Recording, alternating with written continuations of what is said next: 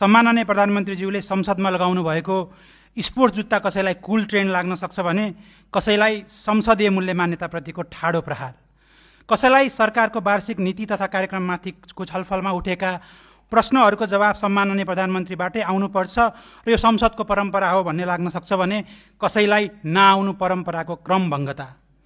त्यसैले त स्थापित विधि र प्रक्रिया सधैँ माथि हुन्छन्।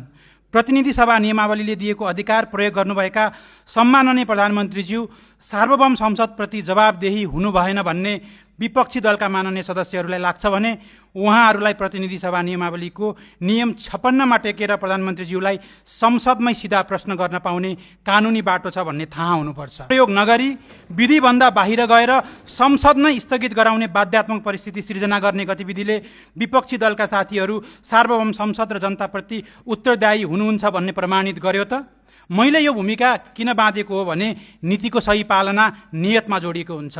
समग्र देशको नीति तथा कार्यक्रम सफल बनाउन हामी सबैको नियत सही होस्। अर्बौंको त्यो लगानीबाट करोडौं नागरिकको भविष्यको अभिभारा बोकेर आउने सांसदले गर्नुपर्ने नीति निर्माणको महत्त्व खर्बौं भन्दा बढी छ। तर यति ठुलो दायित्व बोकेका सांसदहरूको वृत्ति विकास र क्षमता अभिवृद्धिमा लगानी गर्न राज्य किन हिचकिचाइरहेको छ? यथार्थ के हो भने यो संसदका लगभग हरेक सांसदलाई नीतिगत, कानुनी र बहुआयामिक विषयहरूमा धेरै कुराहरूको सहयोग चाहिएको छ। विपक्षी दलका सांसदहरूलाई नियमावलीबारे प्रश्न सिकाउन सकिएको भए सायद संसद हिजो स्थगित हुन्थेन कि। त्यसैले सांसदहरूलाई सक्षम बनाउन, सांसदहरूको वृत्ति विकास र क्षमता अभिवृद्धिमा लगानी गर्ने विषय नीति तथा कार्यक्रममा समेटियोस् र पहिलो लगानी सांसदहरूलाई स्वकीय सचिवको सुविधा प्रदान गरेर गरियोस्। सम्माननीय सभामुखज्यू, व्यक्तिका रूपमा हाम्रा आफ्नै मूल्य मान्यताहरू हुन सक्छन्। अझ उमेर समूहमा यति धेरै विविधता पाएको यो संसदका हरेक सार्वभौम सांसदको सोचाइमा भिन्नता हुन सक्छ।